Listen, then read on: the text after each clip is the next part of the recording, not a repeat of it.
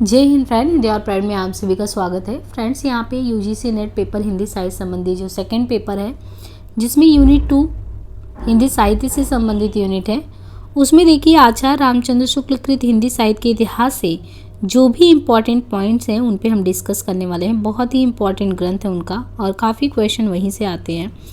तो देखिए, जैसे यहाँ पे है कि आचार्य शुक्ल ने अपने ग्रंथ के वक्तव्य में आदिकाल के नामकरण पर क्या विचार किया। तो जैसे हम वैसे तो कॉमनली देखें तो पढ़ते ही इतिहास ग्रंथ, लेकिन शुक्ल जी ने जो हिंदी साहित्य का इतिहास ग्रंथ लिखा उसको बहुत ही ज़्यादा हिंदी में वेटेज दिया जाता है। तो शुक्ल जी से संबंधित जो क्वेश्चन है कि पूछ रहा है कि शुक्ल ने जो अपना ग्रंथ लिखा है उस ग्रंथ के वक्तव्य में वो आदिकाल के नामकरण को लेकर क्या विचार करते हैं। तो वहाँ पे देखिए, वो आदिकाल में भाषा के आधार पर मुख्यतः दो प्रकार की रचनाएं उनके मिलती हैं, एक तो अपभ्रंश की और एक देश भाषा या बोलचाल की। पहले खड़ी बोली हिंदी नहीं था, तो ये तो धीरे धीरे सुधार रूप में आया। हम पहले पाली पढ़ते, प्राकृत, अपभ्रंश, इस तरीके से। तो ये कहते हैं कि आदिकाल में जो एक तो भाषा के आधार पर मुख्यतः दो प्रकार की रचनाएं हैं, एक अपभ्रंश की और दूसरी देश भाषा बोलचाल की। इसी आधार पर शुक्ल जी ने आदिकाल का विभाजन किया है, यानी अपभ्रंश की और देश भाषा बोलचाल के आधार पे।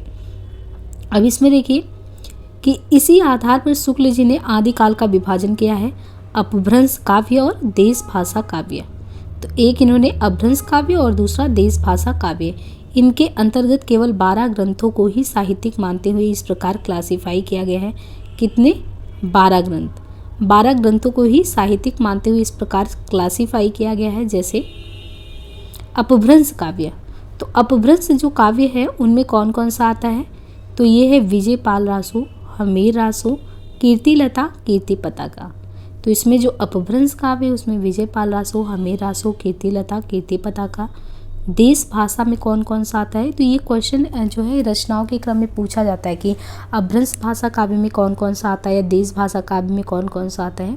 तो अपभ्रंश में विजय पाल रासो, हमीर रासो, कीर्तिलता पताका। देश भाषा काव्य में खुमान रासो, विशल देव रासो, पृथ्वीराज रासो, जय चंद्र प्रकाश, जय मयंक जस चंद्रिका, परमाल रासो, आलाह का मूल रूप, खुसरो की पहेलियाँ आदि और विद्यापति पदावली। तो अपभ्रंश काव्य में विजयपाल, हमीर रासो, कीर्तिलता, कीर्ति पताका हो गया। देश भाषा काव्य में खुमान, विशल देव, पृथ्वीराज, जय चंद्र प्रकाश, जय मयंक जस चंद्रिका, परमाल रासो, खुसरो की पहेलियाँ आदि और विद्यापति पदावली। उपयुक्त 12 पुस्तकों के आधार पर ही आदिकाल का नामकरण वीर गाथा काल करते हुए लिखा। इनमें से अंतिम 2 तथा विशल देव रासो को छोड़कर सब ग्रंथ वीर गाथात्मक ही हैं। यानी इन 12 पुस्तकों के आधार पर देखें तो आदिकाल का नामकरण वीर गाथा काल करते हुए जो लिखा, इनमें से जो अंतिम 2 तथा विशल देव रासो को छोड़ दें तो सब ग्रंथ जो है ये वीर गाथात्मक ही हैं। अतः आदिकाल का नाम वीर गाथा काल ही रखा जा सकता है। यानी जो भी रचनाएं हैं अगर आप देखेंगे तो उनमें वीर गाथात्मक प्रवृत्तियां आपको ज़्यादा देखने को मिलेंगी, इसीलिए कह रहे हैं कि इनको हम वीर गाथा काल इनका नाम रख सकते हैं। शुक्ल जी ने आदिकाल को 4 प्रकरण या अध्यायों में डिवाइड किया है। तो इनका देखिए, इन्होंने पूरा अपना जो ग्रंथ है ना उसमें जो आदिकाल का सेक्शन है उसको 4 प्रकरण बोले तो अध्याय में डिवाइड किया है। आपको बिल्कुल इसी तरीके से प्रकरण के अकॉर्डिंग पढ़ना है। अब जैसे मानिए इन्होंने पूरे आदिकाल को 4 प्रकरण में बांटा या अध्याय में, तो हर एक का नाम क्या है ये भी क्वेश्चन पूछा जा सकता है कि जो शुक्ल जी के द्वारा जो प्रकरण 1 है उसको किस नाम से जानते हैं। तो सामान्य परिचय के नाम से। तो आदिकाल ने 4 प्रकरण में बांटा, 4 अध्याय में। पहले अध्याय का नाम है आदिकाल में सामान्य परिचय, प्रकरण 2 का नाम है अपभ्रंश काव्य, तीसरा जो है वो देश भाषा काव्य है और चौथा इनका प्रकरण है वो है फुटकल रचनाएं। सामान्य परिचय, अपभ्रंश काव्य, देश भाषा काव्य, फुटकल रचनाएं। अब हमें इसी तरीके से प्रकरण 1 में देखना है कि प्रकरण 1 में इनके द्वारा क्या क्या कहा गया।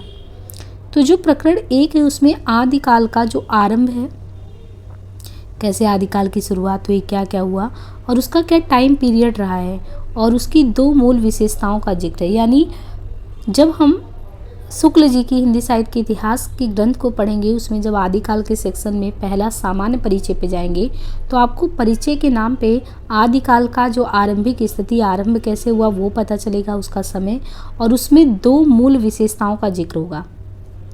दूसरा, प्राकृत भाषा की 3 अवस्थाएं मानी जाती हैं, यानी जो प्राकृत भाषा की वो कितनी अवस्थाएं इसमें मानी गई, तो 3 अवस्थाएं। प्रथम अवस्था को पाली, दूसरी को प्राकृत और अंतिम अवस्था को अपभ्रंश कहा जाता है।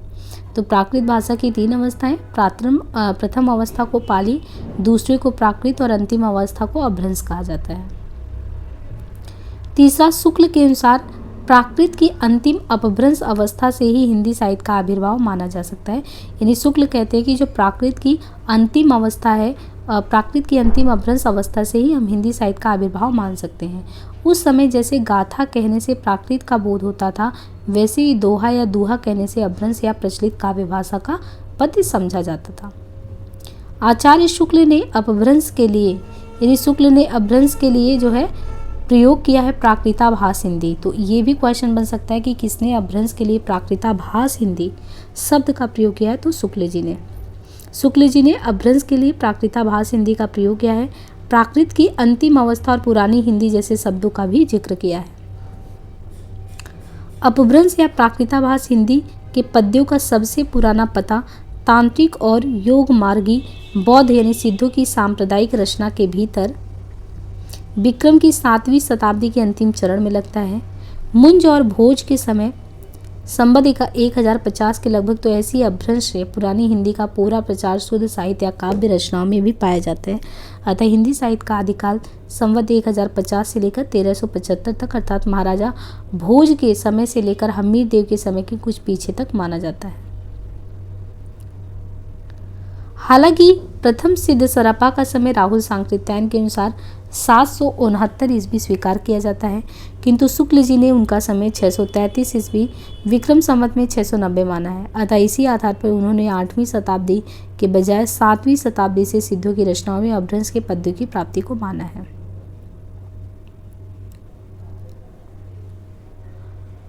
जनश्रुति इस काल का आरंभ और पीछे ले जाती है और संवत 770 में भोज पूर्व पुरुष राजा मान के सभासद पुष्य नामक किसी बंदी जन को का दोहों में एक अलंकार ग्रंथ लिखना बताती है, पर इसका कहीं कोई प्रमाण नहीं मिलता। प्रायः लोक में प्रसिद्ध बोलचाल की भाषा और साहित्य की भाषा में भी अंतर यही रहा। अपभ्रंश भी उस समय की ठीक बोलचाल की भाषा नहीं थी जिस समय की रचनाएं मिलती हैं, बल्कि उस समय के कवियों की भाषा थी। शुक्ल जी ने अपभ्रंश के संबंध में लिखा है कि कवियों ने काव्य परंपरा के अनुसार साहित्यिक प्राकृत के पुराने शब्द तो लिए ही हैं, जैसे पीछे की हिंदी में तत्सम संस्कृत शब्द लिए जाने लगे हैं, विभक्तियाँ, कारक चिन्ह और क्रियाओं के रूप आदि भी बहुत कुछ अपने समय से कई सौ वर्ष पुराने रखे गए हैं।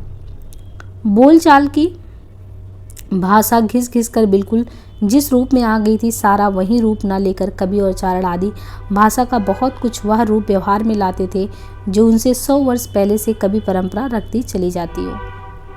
अपभ्रंश के जो नमूने हमें पद्यों में मिलते हैं वे उस काव्य भाषा की हैं जो अपने पुरानेपन के कारण बोलने की भाषा से कुछ अलग बहुत दिनों तक आदिकाल के अंत या क्या उससे पीछे तक पोथियों में चलते रहते हैं। उस समय रचनाओं की भाषा में बहुत विविधता थी। एक ही समय यानी विक्रम की 14वीं सदी के मध्य में सारंगधर अपभ्रंश और खुसरो देश भाषा खड़ी बोली हिंदी का प्रयोग कर रहे थे। विद्यापति दोनों प्रकार की भाषाओं यानी अपभ्रंश के रूप अवहट्ट और देश भाषा मैथिली का प्रयोग करते हैं। इनके समानांतर ही कबीर की रचनाओं का आरंभिक दौर भी शुरू हो जाता है। भाषिक वैविध्य की स्थिति में अपभ्रंश की परंपरा विक्रम की 15वीं सदी के मध्य विद्यापति के समय तक चलती रही। उस समय की बोलचाल की भाषा को विद्यापति ने देसी भाषा का, उन्हीं की प्रेरणा से शुक्ल जी ने देश भाषा शब्द का प्रयोग किया। उस समय की बोलचाल की भाषा देश भाषा के 2 रूप आदिकालीन रचनाओं में मिलते हैं, प्राकृत की रूढ़ियों से बहुत कुछ मुक्त और पूरी तरह मुक्त। अमीर खुसरो और विद्यापति की भाषा प्राकृत की रूढ़ियों से मुक्त है। देश भाषा की अन्य रचनाओं पर प्राकृत की रूढ़ियों का थोड़ा बहुत प्रभाव दिखता है। शुक्ल जी द्वारा निर्दिष्ट जो आदिकाल है उसकी जो 2 मूल विशेषताएं हैं वो कौन सी हैं? देखिए, आदिकाल में इन्होंने जो 2 विशेषताएं बताए, एक तो इन्होंने कहा अनिर्दिष्ट लोक प्रवृत्ति। अनिर्दिष्ट लोक प्रवृत्ति का मतलब है कि आदिकाल की दीर्घ परंपरा के बीच 150 वर्षों के भीतर रचना की किसी विशेष प्रवृत्ति का निश्चय नहीं होता। अनिर्दिष्ट लोक प्रवृत्ति का क्या मतलब है कि जो आदिकाल की दीर्घ परंपरा रही है, आदिकाल की दीर्घ परंपरा के बीच 150 वर्षों के भीतर रचना की किसी विशेष प्रवृत्ति का निश्चय नहीं होता। धर्म, नीति, श्रृंगार, वीर सब प्रकार की रचनाएं दोहों में ही मिलती हैं। इस काल की जो साहित्यिक सामग्री प्राप्त है उसमें कुछ तो असंदिग्ध है और कुछ संदिग्ध है। असंदिग्ध सामग्री जो कुछ प्राप्त है उसकी भाषा अपभ्रंश अर्थात प्राकृताभास हिंदी ही है। प्रकरण 2 की बात करें तो प्रकरण 2 अपभ्रंश काव्य से संबंधित है। जब से प्राकृत बोलचाल की भाषा नहीं रह गई तभी से अपभ्रंश साहित्य का आविर्भाव समझना चाहिए। यानी जब से प्राकृत बोलचाल की भाषा नहीं रह गई तभी से अपभ्रंश साहित्य का आविर्भाव समझना चाहिए।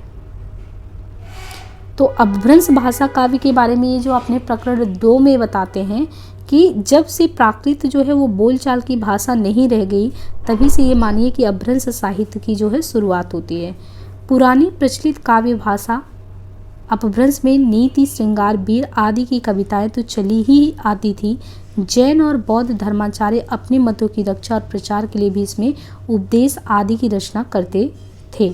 यानी अपभ्रंश काव्य में कह रहे हैं कि जो पुरानी प्रचलित काव्य भाषा थी उसमें नीति, श्रृंगार ये सब तो दोहे और कविताएं आ ही रही थी, लेकिन जब जैन और बौद्ध धर्माचार्य अपने मतों के प्रचार करने के लिए सोचे कि कौन सी भाषा का प्रयोग करें, तब से ये भी शुरुआत में आ गया और इसमें भी वो उपदेश देने लगे। इनके अलावा देखें तो प्राकृत से बिगड़कर जो रूप बोलचाल की भाषा ने ग्रहण किया वो भी आगे चलकर कुछ पुराना पड़ गया और काव्य रचना के लिए रूढ़ हो गया। अपभ्रंश नाम उसी समय से चला। जब तक भाषा बोलचाल में थी तब तक वह भाषा या देश भाषा ही कहलाती रही। जब वह भी साहित्य की भाषा हो गई तब उसके लिए अपभ्रंश शब्द का व्यवहार होने लगा। अपभ्रंश के नाम का इतिहास इस प्रकार है। भरत मुनि ने अपभ्रंश नाम ना देकर देश भाषा ही कहा है। वररुचि के प्राकृता प्रकाश में यानी वररुचि के प्राकृत प्रकाश में उल्लेख नहीं है। अपभ्रंश नाम पहल बल्लवी के राजा धारसेन द्वितीय की शिलालेख में मिलता है, जिसमें उसने अपने पिता गुहसेन को संस्कृत, प्राकृत और अपभ्रंश तीनों का कवि कहा है। भामा ने तीनों भाषाओं का उल्लेख किया है। बाण ने हर्षचरित में संस्कृत कवियों के साथ भाषा कवियों का भी उल्लेख किया है। जैन सिद्ध एवं नाथों का वर्णन इसी प्रकरण में किया गया, किंतु शुक्ल जी की स्पष्ट मान्यता है। अपभ्रंश की पुस्तकों में कई तो जैनों के धर्म तत्व निरूपण ग्रंथ है जो साहित्य की कोटि में नहीं आती और जिनका उल्लेख केवल यह दिखाने के लिए ही किया गया है कि अपभ्रंश भाषा का व्यवहार कब से हो रहा था। उनकी रचनाएं तंत्र विधान, तांत्रिक विधान, योग साधना, आत्म निग्रह, श्वास निरोध, भीतरी चक्र और नाड़ियों की स्थिति, अंतर्मुख साधना के महत्व इत्यादि की सांप्रदायिक शिक्षा मात्र है। जीवन की स्वाभाविक अनुभूतियों और दशाओं से उनका कोई सरोकार नहीं है, अतः विशुद्ध साहित्य के तहत नहीं आती। उनको उसी रूप में ग्रहण करना चाहिए जिस रूप में ज्योतिष, आयुर्वेद आदि के ग्रंथ हैं। सिद्धों व नाथों की रचनाओं का वर्णन 2 कारणों से किया है इन्होंने। एक तो भाषा और सांप्रदायिक प्रवृत्ति और उनके संस्कार की परंपरा। कबीर आदि संतों को नाथ पंथियों से किस प्रकार साखी और बानी शब्द मिले, उसी प्रकार साखी और बानी के लिए बहुत कुछ सामग्री और सदुकड़ी भाषा भी। जैन सिद्ध व नाथों के अलावा अपभ्रंश की जो सामान्य साहित्य की सामग्री का उल्लेख, मतलब ये देखिए इसमें ये बता रहे हैं कि अपभ्रंश के बारे में कौन सी चीज़ें कहाँ कहाँ से मिली हैं। तो जैसे ये कह रहे हैं कि जैन सिद्ध व नाथों के अलावा अपभ्रंश के सामान्य साहित्य की सामग्री का उल्लेख उनके जो संग्रहकर्ता और रचयिताओं के इस क्रम में अगर नाम देखें तो उसमें है हेमचंद्र, सोम प्रभु सूरी, जैनाचार्य मेरुतुंग, विद्याधर, सारंगधर हमीराशो और विद्यापति की कीर्तिलता एवं कीर्ति पताका। जैन ग्रंथकारों में देखें तो जैन ग्रंथकारों में देवसेन ग्रंथ, श्रावकाचार्य, दब्ब सहाय प्रयास, दव्य स्वभाव प्रकाश और पुष्यदंत, आदि पुराण और उत्तर पुराण, इनका उल्लेख शुक्ल जी ने किया। इनके अलावा पीछे की परंपरा के एग्जाम्पल में देखें श्रुति पंचमी कथा, योगसार, जसहर चरियु और रय कुमार चरियु का नाम दिया गया है। चरित्र काव्य या आख्यान काव्य के लिए अधिकतर चौपाई दोहे की पद्धति ग्रहण की गई है। चौपाई दोहे की यह परंपरा हम आगे चलकर सूफियों की प्रेम कहानियों में, तुलसी के रामचरितमानस में तथा छत्र प्रकाश ब्रजविलास, सबल सिंह चौहान के महाभारत इत्यादि अनेक आख्यान काव्यों में पाते हैं। सिद्ध बौद्ध धर्म ने धीरे धीरे तांत्रिक रूप धारण कर लिया था। तब उसमें 5 ध्यानी, देखिए सिद्ध के बारे में बता रहे हैं कि बौद्ध धर्म ने धीरे धीरे जो है जब तांत्रिक रूप धारण कर लिया था, तब उसमें 5 ध्यानी बुद्धा और उनकी शक्तियों के अलावा अनेक बोधिसत्वों की भावना की गई जो सृष्टि का परिचालन करते हैं। आगे बौद्ध धर्म से ही वज्रयान निकलता है। बौद्ध धर्म से निकली वज्रयान शाखा के तांत्रिक योगियों को सिद्ध कहा गया। तो यहाँ से जो बौद्ध धर्म से निकले इन्हीं को सिद्ध कहा गया। सिद्धों की संख्या कुल 84 है। राजशेखर ने कर्पूर मंजरी में भैरवानंद के नाम से एक ऐसे ही सिद्ध योगी का समावेश किया है। बिहार के नालंदा और विक्रमशिला नामक प्रसिद्ध विद्यापीठ इनके अड्डे थे। बिहार के नालंदा और विक्रमशिला नामक प्रसिद्ध विद्यापीठ इनके अड्डे थे। बख्तियार खिलजी ने इन दोनों स्थानों को जब उजाड़ा, तब से ये तितर बितर हो गए। बहुत से भोट आदि अन्य देशों को चले गए। वज्रयान बौद्ध धर्म का विकृत रूप था। वज्रयान क्या है? बौद्ध धर्म का विकृत रूप। इसमें सिद्धि प्राप्ति के लिए मध्य तथा स्त्री विशेषता डोमिनी रजकी आदि का, जिसे शक्ति योगिनी या महामुद्रा कहते थे, योग या सेवन आवश्यक था। इसी से सिद्धों ने महासुखवाद का प्रवर्तन किया। महासुख वो दशा बताई गई जिसमें साधक शून्य में इस प्रकार विलीन हो जाता है जिस प्रकार नमक में पानी। इस दशा का प्रतीक खड़ा करने के लिए युगनद्ध स्त्री पुरुष का आलिंगनबद्ध जोड़ा की भावना की गई है। प्रज्ञा और उपाय के योग से महासुख दशा की प्राप्ति मानी गई। इसे आनंद स्वरूप ईश्वरत्व ही समझिए। निर्माण के 3 अवयव ठहराए गए हैं, शून्य, विज्ञान और महासुख। निर्वाण के सुख का स्वरूप ही सहवास सुख के समान बताया गया है। प्रथम सिद्ध सरापा सहज जीवन पर बहुत बल देते थे। इसी से वज्रयान शाखा की सहजवान यानी प्रथम जो सिद्ध सरापा है वो सहज जीवन पर बहुत बल देते थे। प्रथम सिद्ध सरापा जो है वो सहज जीवन पर बहुत बल देते थे। इसी से वज्रयान शाखा को सहजयान भी कहा जाता है। सिद्ध साहित्यों और विभूतियों के लिए प्रसिद्ध थे। सिद्ध जो है ये सिद्धियों और विभूतियों के लिए प्रसिद्ध थे। लोग इन्हें अलौकिक शक्ति संपन्न समझते थे। जनता पर सिद्धों का प्रभाव विक्रम की 10वीं शताब्दी से ही पाया जाता है, जो मुसलमानों के आने पर पठानों के समय तक कुछ बना रहा। सिद्धों ने रिजु यानी सीधा दक्षिण मार्ग को छोड़कर बंग टेढ़ा वाम मार्ग अपनाने का उपदेश दिया। कैसा ही शुद्ध और सात्विक धर्म हो, गुहा और रहस्य के प्रवेश से वह किस प्रकार विकृत और पाखंडपूर्ण हो जाता है, वज्रयान इसका प्रमाण है। अपने मत का संस्कार जनता पर डालने के लिए वे संस्कृत रचनाओं के अतिरिक्त अपनी बानी अपभ्रंश मिश्रित देश भाषा में भी बराबर सुनाते रहे। इसे शुक्ल जी ने देश भाषा मिश्रित अपभ्रंश या पुरानी हिंदी भी कहा है। सिद्ध सरापा की उपदेश की भाषा तो पुरानी टकसाली हिंदी है, पर गीत की भाषा पुरानी बिहारी या पूर्वी बोली है। कबीर की साकी की भाषा तो खड़ी बोली राजस्थानी मिश्रित सामान्य भाषा सदोकड़ी है, पर रमैनी के पदों में काव्य की ब्रज भाषा और कहीं कहीं पूर्वी बोली भी है। उस समय की सर्वमान्य व्यापक काव्य भाषा का ढांचा सौशेनी प्रसूत अपभ्रंश अर्थात ब्रज और खड़ी बोली का था। सदुकड़ी से अलग थी। इसका ढांचा बहुत कुछ खड़ी बोली के लिए राजस्थानी था। सिद्धों ने संधा भाषा शैली का प्रयोग किया। यह अंतःसाधनात्मक अनुभूतियों का संकेत करने वाली प्रतीकात्मक भाषा शैली है। दूसरा इसमें जिक्र आता है अपभ्रंश में नाथ का। गोरखनाथ ने पतंजलि के उच्च लक्ष्य ईश्वर प्राप्ति को लेकर जो हठ योग का प्रवर्तन किया। गोरखनाथ का नाथ पंथ बौद्ध की ब्रजयान शाखा से ही निकला है। यानी गोरखनाथ ने जो ये नाथ पंथ चलाया कहाँ से निकला है, वो वज्रयान शाखा से ही निकला है। नाथों ने ही वज्रयानी सिद्धों के विरुद्ध, नाथों ने ही जो वज्रयानी सिद्ध थे इनके विरुद्ध जो वो लोग मध्य मास व मैथुन के त्याग पर ये बल देते थे, वो लोग उसको करने के लिए जब प्रेरित हुए तो इन लोगों को लगा कि ये इसके लिए तो हमारा धर्म बना ही नहीं था। तो गोरखनाथ का नाथ पंथ बौद्धों की वज्रयान शाखा से ही निकला। नाथों ने वज्रयानी सिद्धों के विरुद्ध मध्य मास और मैथुन के त्याग पर बल देते हुए ब्रह्मचर्य पर जोर दिया, साथ ही शारीरिक मानसिक शुचिता अपनाने का भी संदेश दिया। अलबत्ता शिव शक्ति की भावना के कारण कुछ श्रृंगारमयी वाणी भी नाथ पंथ के किसी न किसी ग्रंथ जैसे शक्ति संगम के तंत्र में मिलती है, लेकिन फिर भी इनका मार्ग सिद्धों से कुछ समानता रखते हुए भी अलग था। इसी से नाथों और सिद्धों में ये समानताएं मिलती हैं। दोनों सिद्ध हो या नाथ हो, दोनों ही नाद और बिंदु के योग से जगत की उत्पत्ति मानते हैं। कि जगत की उत्पत्ति कैसे हुई है? नाद और बिंदु के योग से। जो बाहरी पूजा का विधान होता है, तो बाहरी पूजा विधान तीर्थाटन आदि को व्यर्थ मानते हुए अंतर्मुखी साधना पर ये बल देते हैं। तो पहला क्या हो गया? बाहरी पूजा विधान तीर्थाटन आदि को व्यर्थ मानते हुए अंतर्मुखी साधना पर बल देते हैं। घट में ही बुद्ध हैं ऐसा मानते हैं। जोई जोई पिंडे सोई ब्रह्मांडे कहते हैं। अपने को रहस्यदर्शी मूल ज्ञान के ज्ञाता प्रदर्शित करने के लिए वे शास्त्र पंडितों और विद्वानों को फटकारना जरूरी समझते हैं। सद्गुरु का महात्म्य दोनों में बहुत ज़्यादा है। दोनों ने ही जाति पाति का विरोध किया है। शुक्ल जी ने लिखा है कि 84 सिद्धों में बहुत से मछुए, चमार, धोबी, डोम, कहा, लकड़हारे, दर्जी तथा बहुत से सूत्र कहे जाने वाले भी थे। अतः जाति पात के खंडन तो वे आप ही थे। नाथ संप्रदाय भी जब भी फैला तब उसमें भी जनता के नीचे और अशिक्षित श्रेणियों के बहुत से लोग आए जो शास्त्र संपन्न नहीं थे। सिद्धों ने घर के भीतर, जो सिद्ध थे उन्होंने घर के भीतर चक्र, नाड़ियाँ, शून्य देश आदि मानकर साधना करने की बात फैलाई और नाद, बिंदु, सूरत, निरति ऐसे शब्दों की उदरड़ी करना सिखाया। यही परंपरा अपने ढंग पर नाथपंथियों ने भी जारी रखी। योग संबंधी अंतर्मुखी साधना के कारण दोनों ने संध्या भाषा शैली का प्रयोग किया।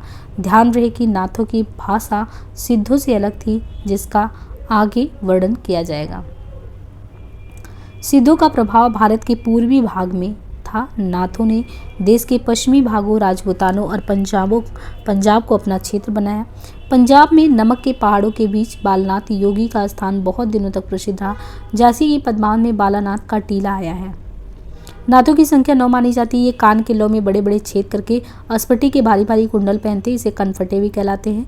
जिस प्रकार सिद्धों की संख्या 84 उसी प्रकार नाथों की संख्या 9 है। अब भी लोग नवनाथ और 84 सिद्ध कहते सुने जाते हैं। महाराष्ट्र के संत ज्ञानदेव ने खुद को गोरखनाथ की शिष्य परंपरा से ही कहा कि हम भी उसी शिष्य परंपरा से आते हैं। शुक्ल जी ने गोरखनाथ का गुरु किसको माना है? तो शुक्ल जी ने गोरखनाथ का गुरु मत्स्येंद्रनाथ और मत्स्येंद्रनाथ का गुरु किसको माना है? तो जलंधर को। तो गोरखनाथ के गुरु को मत्स्येंद्र को माना है और मत्स्येंद्र के जलंधर को माना है। ये शुक्ल जी ने। सब बातों पर विचार करने से हमें ऐसा लगता है कि जलंधर ने ही सिद्धों से अपनी परंपरा अलग कर ली। यानी जो गोरखनाथ के गुरु मत्स्येंद्र के जलंधर नाथ थे, शुक्ल जी कहते हैं ऐसा लगता है ना कि इन्होंने ही सिद्धों से अपनी जो परंपरा है उसको अलग की और पंजाब की ओर चल पड़े जलंधर। वहाँ ये कांगड़े की पहाड़ियों तथा स्थानों में रमते रहे। पंजाब का जलंधर शहर उन्हीं का स्मारक जान पड़ता है। गोरखनाथ ने हिंदू मुस्लिम के जो विद्वेष भाव को दूर करने के साधना का एक सामान्य मार्ग निकालने की संभावना समझी थी। वे इसका संस्कार अपनी शिव परंपरा में भी छोड़ गए थे।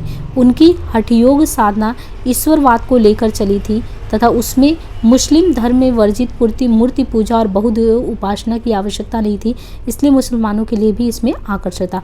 मतलब ये कह रहे हैं ना कि इसमें एक चीज़ ये भी था कि उन्होंने ये जो रास्ता निकाला हठयोग में, तो इसमें ये था कि एक तरीके से साधना ईश्वरवाद को लेकर चली थी, लेकिन इसमें मुस्लिम धर्म में क्या वर्जित है? मूर्ति पूजा और बहुदेव उपासना, इसकी आवश्यकता इसमें नहीं थी। इसलिए मुसलमानों के लिए भी ये जो धर्म था एक आकर्षण का धर्म था। दूसरा ये कि इतिहास से इस बात का भी पता चलता है कि महमूद गजनबी के भी कुछ पहले सिंध और मुल्तान में भी कुछ मुसलमान बस गए थे, जिनमें कुछ सूफी भी थे। बहुत से सूफियों ने भारतीय योगियों से प्राणायाम आदि की क्रियाएं भी सीखी, इसका उल्लेख मिलता है। अतः गोरखनाथ चाहे विक्रम की 10वीं शताब्दी में हुए हो, चाहे 13वीं में, उनका मुसलमानों से परिचित होना अच्छी तरह माना जा सकता है, क्योंकि जैसा कहा जा चुका है कि उन्होंने अपने पंथ का प्रचार पंजाब और राजपूतानी की ओर किया।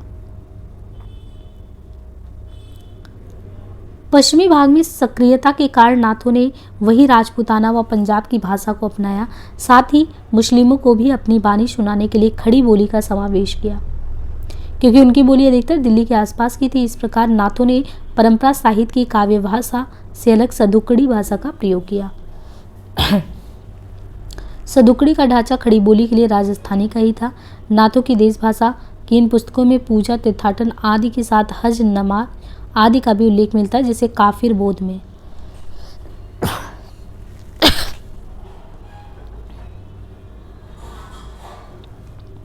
इतिहास और जनश्रुति से इस बात का पता लगता है कि सूफी फकीर एवं पीरों के द्वारा इस्लाम को जनप्रिय बनाने का उद्योग भारत में बहुत दिनों तक चलता रहा। पृथ्वीराज के पिता के समय में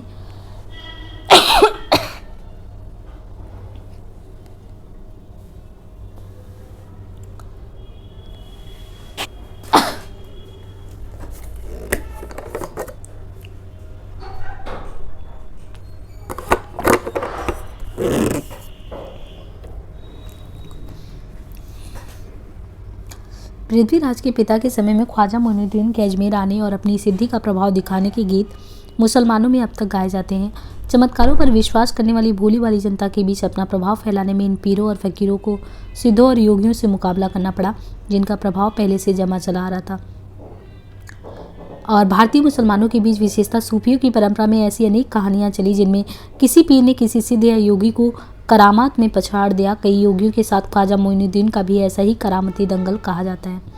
अन्य देखिए, शुक्ल जी के अनुसार अपभ्रंश की रचनाओं की परंपरा वो कहते हैं, उनके अनुसार लगभग 1340 में सारंगधर ने सारंगधर पद्धति और जो हमीर रासों की रचना हुई उस पर खत्म हो जाती है। हालांकि इसके 50-60 वर्ष पीछे भी कहते हैं कि विद्यापति के 2 ग्रंथ और मिलते हैं जो देश भाषा उसका स्थान ले चुकी है। विद्यापति के इन प्रशस्ति मूलक 2 छोटे ग्रंथों का प्रथम परिचय ग्रियर्सन को उनके पदों का संग्रह करते हुए दिया गया है, किंतु उन्हें ये मिले नहीं। और महामहोपाध्याय पंडित हरप्रसाद शास्त्री को नेपाल के राजकीय पुस्तकालय में कीर्ति लता प्राप्त हुई थी, और कीर्ति लता तो प्राप्त हुई, और जो कीर्ति पताका इसकी सूचना मात्र है। कीर्ति लता की रचना बीच बीच में देश भाषा के पद रखते हुए अपभ्रंश भाषा के दोहा, चौपाई, छप्पे छंद, गाथा आदि छंदों में ही की गई है। विद्यापति के अपभ्रंश की 2 विशेषताएं हैं। विद्यापति के अपभ्रंश की विशेषताओं में है कि यह पूर्वी अपभ्रंश है, दूसरा प्रायः देश भाषा कुछ अधिक लिए हैं, और उसमें तत्सम संस्कृत और शब्दों का वैसा बहिष्कार नहीं है, वह प्राकृत की रूढ़ियों से उतनी अधिक बधी नहीं है। जो काव्य भाषा देश भाषा की ओर अधिक प्रवृत्त होती गई, त्यों त्यों तत्सम संस्कृत रखने में संकोच भी घटता गया। सारंगधर के पदों और कीर्ति लता में इसका प्रमाण मिलता है। काव्य रचना के लिए भाषा अपभ्रंश से देश भाषा की ओर उन्मुख हो रही थी, जिससे भाषा में लगातार बदलाव देखने को मिलता है। विशेष रूप से अपभ्रंश के 3 रूप मिलते हैं। पहला, पुरानी व्यापक काव्य भाषा। इसका ढांचा सौरसेनी प्रसूत अपभ्रंश अर्थात ब्रज और खड़ी बोली पश्चिमी हिंदी का था, सिद्धों की भाषा यही थी। सदुकड़ी, इसका ढांचा खड़ी बोली लिए राजस्थानी का था। सारंगधर और विद्यापति की प्राकृत की रूढ़ियों से लगभग मुक्त होने की प्रक्रिया की शुरुआत का परिचय देती भाषा। इसका सर्वाधिक प्रधान लक्षण तत्सम शब्दों के प्रयोग में घटता संकोच था। तो यहाँ पे देखिए, अब हम प्रकरण 3 करने वाले हैं, तो उसको नेक्स्ट पार्ट में करते हैं। हमने प्रकरण 1 और 2 देखा, अब 3 जो है, प्रकरण 3 जो है उसको हम नेक्स्ट पार्ट में देखते हैं। आज के लिए इतना ही, धन्यवाद।